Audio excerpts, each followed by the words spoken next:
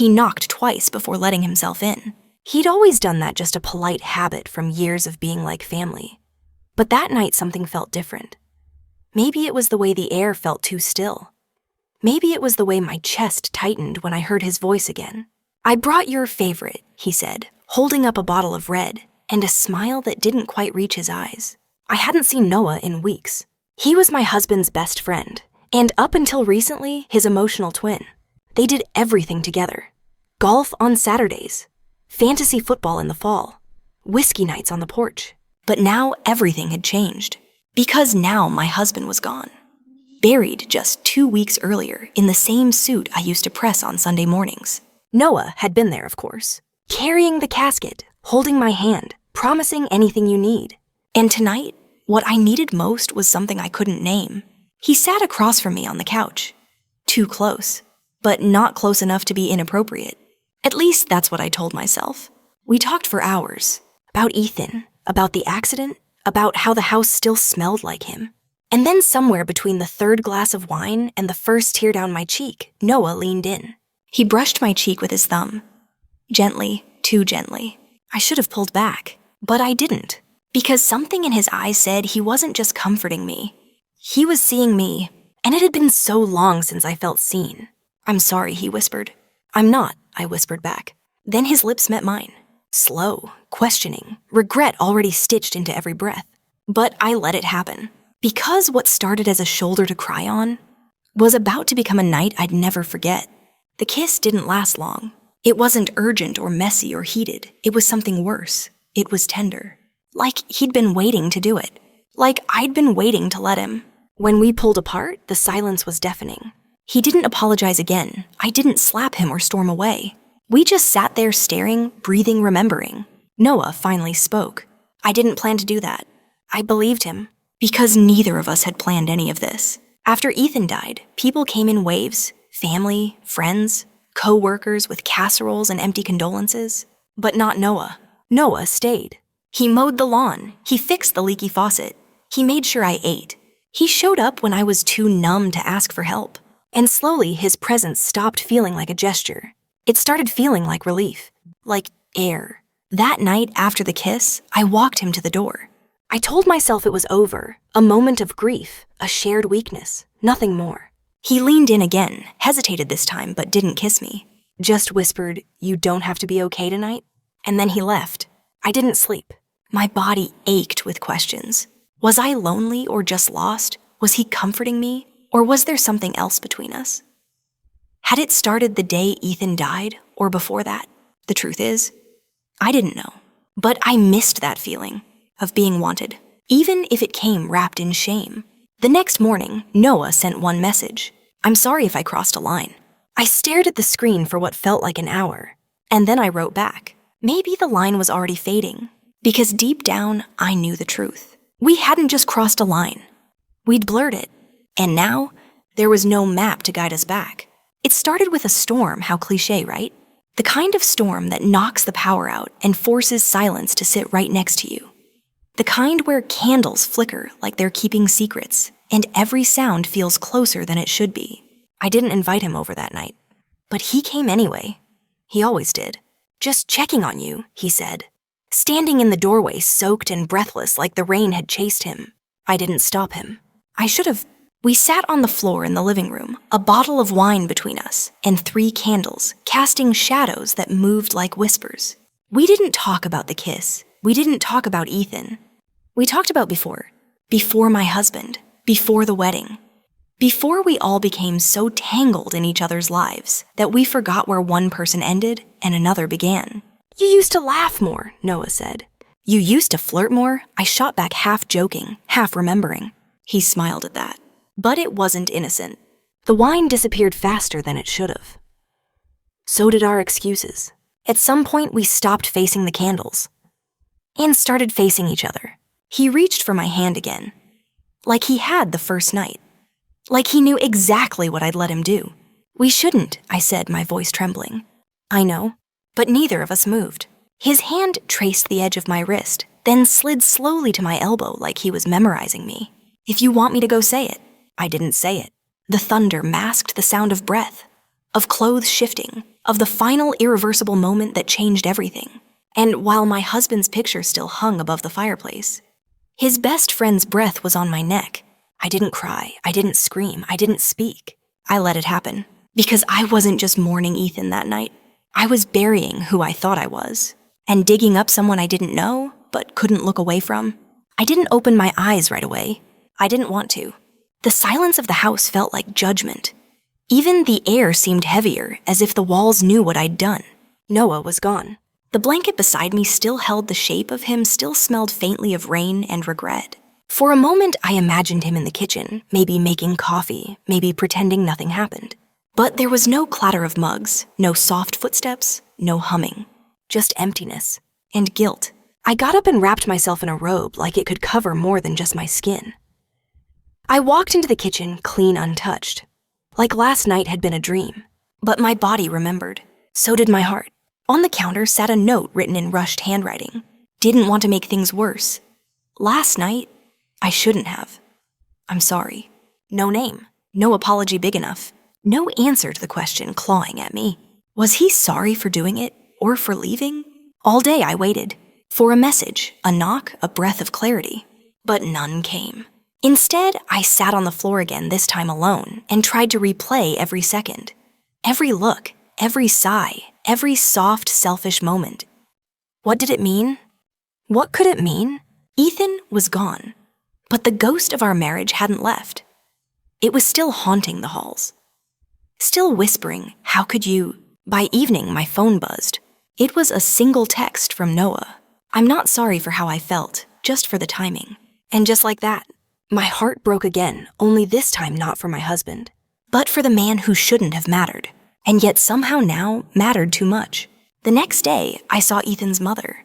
She dropped by with one of his old college sweatshirts, said she found it in the attic and thought I'd want it. I smiled, nodded, even made tea like a normal person. But my hands were trembling under the table. You doing okay, sweetie? She asked gently, patting my hand. Yeah, I lied. Just taking things one day at a time. She smiled. I smiled. And underneath it all, a secret pulsed like a ticking bomb. Because what would she say if she knew? If she knew her son's best friend had spent the night in his widow's arms? While she still wore his ring, I opened the photo album after she left. Page after page of memories, Ethan and Noah in college, arm in arm at our wedding, laughing over beers in the backyard. I stared at Noah's smile. Had it always hidden something? Had mine. When I saw him again 3 days later, we didn't speak at first. He showed up at my door like he wasn't sure why he came. Neither of us said anything. We just stood in the doorway as the air thickened around us. You left, I finally said. I thought it was the right thing to do, he answered. Was it? He looked down. No words, just silence. And the echo of everything we didn't know how to say. We sat in the same living room 2 feet apart. Candles this time were replaced by sunlight, but the distance between us felt wider than the night had ever allowed. We can't go back, I whispered. I'm not sure I want to, he said. And that was the moment I realized. This wasn't a mistake anymore. It was a secret, one we now shared, one that would follow us into every glance, every visit, every memory from this point forward. A secret that had the power to destroy everything we had left, or build something we never dared imagine. We didn't touch again after that night, but we didn't exactly pull away either. There was a new rhythm between us, quiet glances, careful pauses, long silences that said more than words ever could. Noah started helping around the house again, small things. Fixing the leaky sink, mowing the lawn, bringing groceries by like he used to when Ethan first passed. To anyone else, we looked like two grieving people finding comfort in routine. But beneath it all, there was a tension neither of us could name out loud. One afternoon, I caught him standing in Ethan's office. Just standing there, looking at the bookshelf, his back to me, his hands in his pockets like he was trying to hold himself together.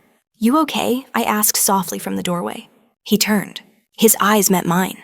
And for a long, breathless second, I wondered if we were about to fall back into that storm again. But he just nodded. I miss him. Me too. We sat on the porch that night. The sun dipped behind the trees, the air thick with the smell of summer. Do you think he'd hate us? I asked. It was a question I had carried like a stone in my chest for days. Noah didn't look at me when he answered. I think he'd understand more than we think. He knew you. He knew me. And still he trusted us. That made him flinch. Just barely. But I saw it. And it hurt more than I expected. Because even if Ethan could forgive us, could we forgive ourselves? Could we live with what this was turning into? Or worse, pretend it never happened? The porch light flickered. A moth danced in the glow. Noah reached out, brushed something from my hair without thinking, then pulled his hand back like he'd been burned. That space between us, it was no longer physical. It was emotional, moral, dangerous, and growing smaller by the day. I thought we were being careful. I thought we were hiding it well, whatever it was. But secrets don't always need words to be discovered. Sometimes all it takes is a glance, a moment too long, a silence too sharp.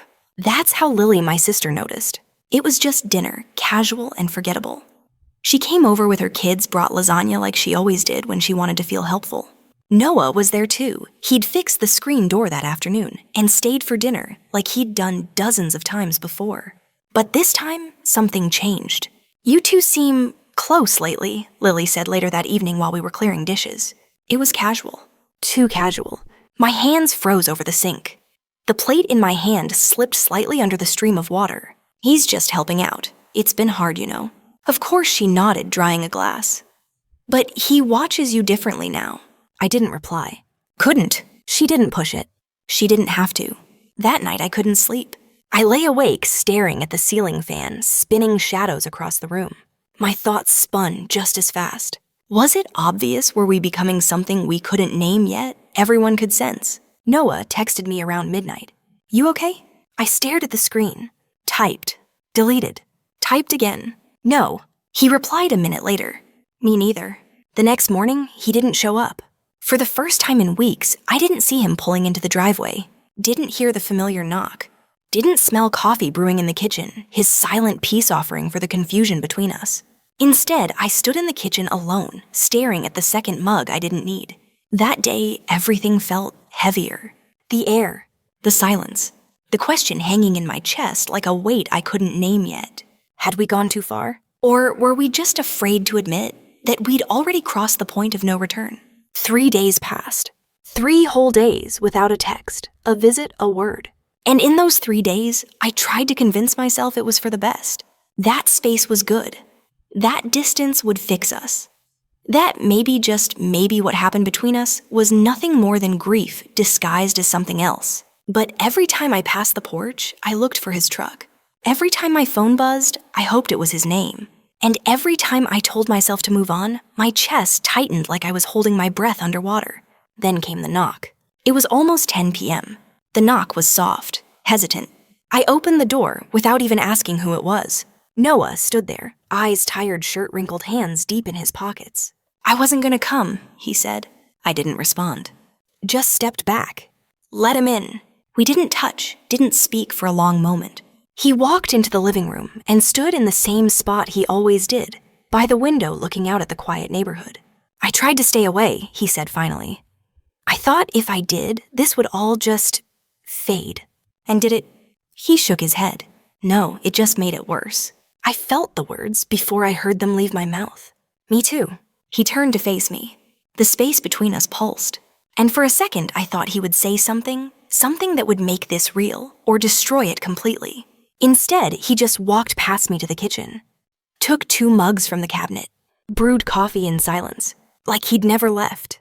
Like those 3 days were just a long blink in time. We sat at the kitchen table side by side. Neither of us touched the coffee. Finally, he whispered, I think I fell for you before I even realized it. My breath caught. My hands clenched in my lap. And then I said the one thing that changed everything. I think I let you. The moment hung between us. And when his hand found mine, I didn't pull away. I closed my eyes. Because I knew, whatever this was, it wasn't going away. We didn't kiss that night.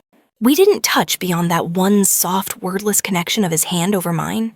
But somehow, it felt louder than anything we'd ever done before. There's a kind of intimacy that doesn't come from the body. It comes from knowing someone has seen you every broken, bruised, guilty part and still stayed. But that's what Noah did. He didn't ask for more. He didn't pressure or push. He just stayed. And in that silence, I realized something terrifying. I needed him more than I ever needed my husband. The next morning, the world returned to its rhythm. The sun came up. The sprinklers sputtered across the neighbor's lawn. My husband sipped his coffee, scrolled his phone, kissed me on the cheek, and went off to work. Like everything was fine. Like I hadn't spent the night across the table from his best friend, exchanging the kind of truths that change the shape of your heart. I watched him drive away, and for the first time, I didn't feel guilt. I felt numb. I found Noah in the backyard, fixing the garden gate that had been broken for weeks. We didn't speak. He handed me a screwdriver. We worked side by side in the early light. Like we'd always been doing this. Like we were just a team, two people solving life's little problems. But we both knew the gate wasn't the thing that needed fixing. Later that afternoon, Lily called. "You sound different," she said. "How? I don't know, softer, sadder. Like you're thinking things you can't say." I almost told her.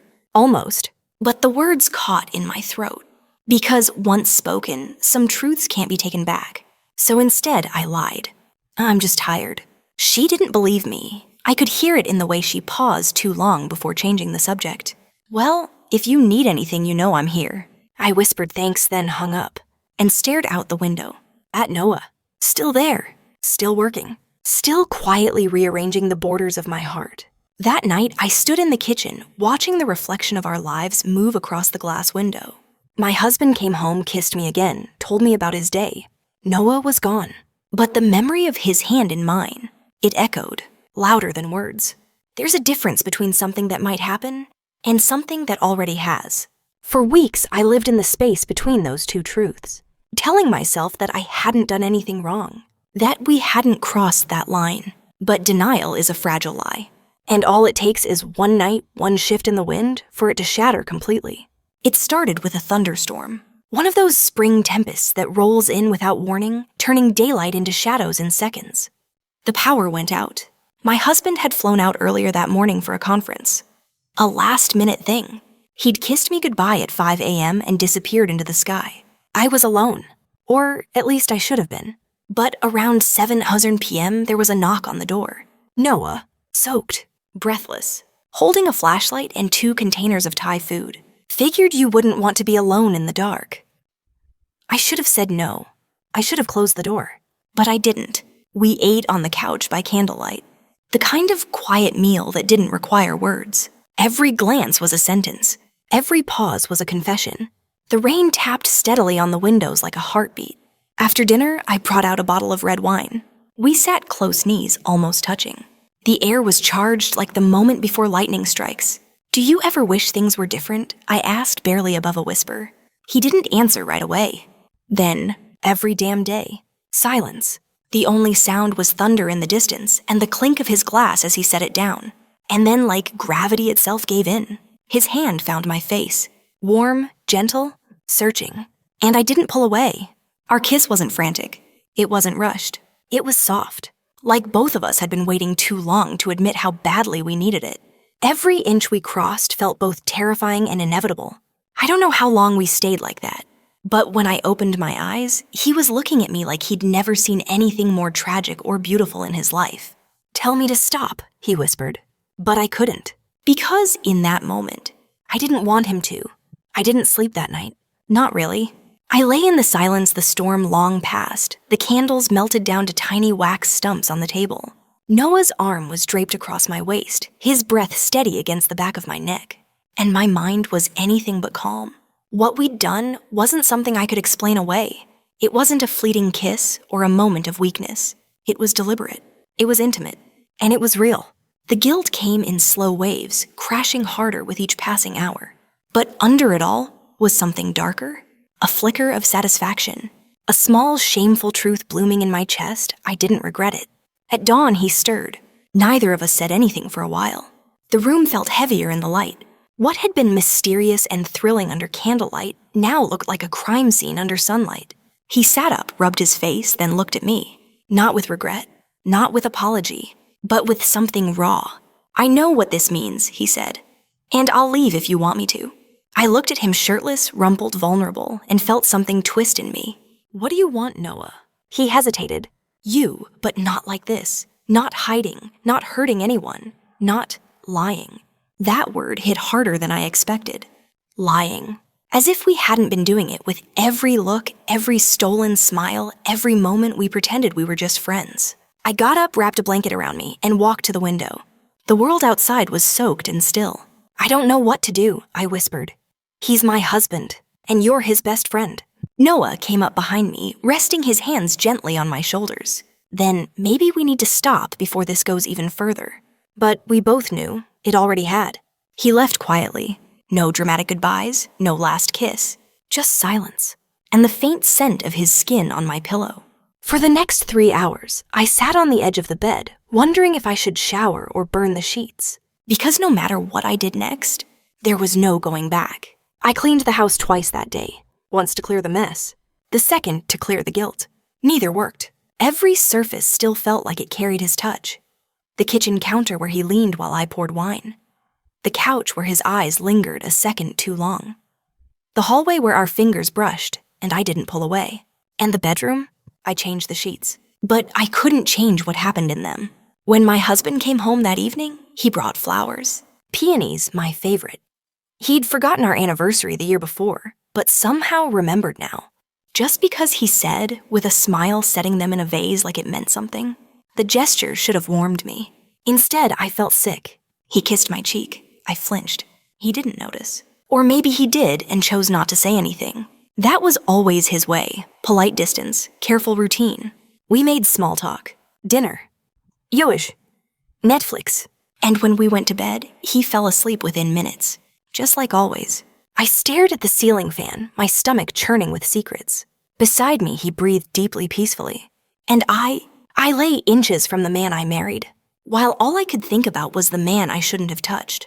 Noah hadn't texted, hadn't called. He was giving me space or punishing me. I couldn't tell. All I knew was I missed him. Not just what we did, but how he made me feel. Seen. He noticed when I was tired, when I was sad, when I was faking my laugh or forcing a smile. My husband used to. But somewhere along the years, life replaced love with habits. Noah wasn't just a moment of escape. He was a reminder of what I'd stopped asking for. At 2:17 a.m., I slipped out of bed, went to the kitchen, poured a glass of wine, stared at my phone, and typed. I can't stop thinking about that night. I hit send, waited, but he never replied. And I don't know if that hurt more, or gave me the answer I was afraid of. Days turned into a week into 2. Noah never replied. Not to my text, not to the 3-word follow-up I sent 3 nights later. Do you regret it? Not even to the message I didn't dare send, but typed and deleted 3 times. Tell me I didn't imagine what we had. I started talking to myself in the mirror, practicing what I'd say if he ever walked through the door again. It meant something, didn't it? You can't pretend like it didn't happen. Why did you leave me with it? But the door never opened. Only the silence stayed. Meanwhile, life resumed its dull rhythm. My husband planned a weekend getaway. Just us, he said, kissing my forehead. He had no idea he was trying to revive a version of us that had long since stopped breathing. I smiled and nodded like a woman in love would, but I felt like a ghost in my own body. Everything I did was rehearsed. The laughter, the warmth, even the way I said I love you. And the more I faked it, the more I hated myself. Then, one evening, as I was folding laundry, my phone buzzed. I froze. It was him. Noah, I wasn't sure if you wanted to hear from me, but I haven't stopped thinking about you either. My hands trembled. I read the message 4 times before I replied. Then why did you disappear? His reply was almost instant. Because if I came back, I wouldn't be able to stop myself next time. My breath caught. Somewhere deep inside, I had been waiting for this sentence. Something about it shattered the illusion I had tried to maintain, that what happened was an accident. It wasn't. We chose it, and part of me still wanted to choose it again. But I didn't reply. Not right away. Instead, I sat on the edge of my bed with my phone in one hand and my wedding ring in the other. And I asked myself the question I hadn't dared voice aloud. If loving someone else feels more honest than staying with the one you married, does that make you a monster? Or just a woman finally telling the truth? I didn't know, but I was about to find out. I didn't sleep that night. My husband lay beside me snoring softly, hand resting just inches from mine, and all I could think about was Noah. His text had ignited something I had tried desperately to bury the truth. The truth that it wasn't just a moment. It wasn't just grief. It was a pull and ache, a longing I hadn't felt in years, maybe ever. I stared at the ceiling until dawn. When the sun rose, I rose with it, quiet, mechanical. I made breakfast like I always did. Kissed my husband goodbye like I always did. But there was nothing ordinary about the way I drove, straight to Noah's house. I didn't knock. I texted him instead. "I'm outside." The door opened within seconds. He looked like he hadn't slept either. His shirt was wrinkled, his eyes red, his expression unreadable. "Are you sure?" he asked softly. I stepped inside. "I'm not sure about anything anymore," I whispered. "Except that I haven't stopped thinking about you either." He closed the door behind me. It was the same house I'd been in dozens of times, birthdays, Sunday barbecues, game nights. But it felt different now. Charged, fragile, dangerous. We stood in silence for a moment that felt like an eternity. Then he reached for me, and I didn't pull away. It wasn't fireworks. It wasn't madness. It was quiet, desperate. Two people finally allowing what they had buried under guilt and expectation to rise to the surface. When he kissed me, it didn't feel like betrayal. It felt like clarity. Like I had been underwater for years and finally came up for air. Afterwards, we didn't speak much. We lay in the hush of what we'd done. There were no promises made, no plans, just presence. "What happens now?" I finally asked. He looked at me, not with guilt, but with knowing, "You'll go home, he'll never know, and we'll both lie to survive." I stared at the ceiling, not because I agreed, but because he was probably right. Sometimes love doesn't scream, it whispers. And sometimes the most earth-shattering betrayals happen in the quiet. I didn't cry when I left Noah's house. I didn't shake or panic or pull over to collect myself. I just drove numb alert and strangely calm. I knew the roads by heart, the same turns I had taken hundreds of times. But the woman driving this time wasn't the same. My husband greeted me at the door like always. "Hey babe, you okay? You were gone for a while."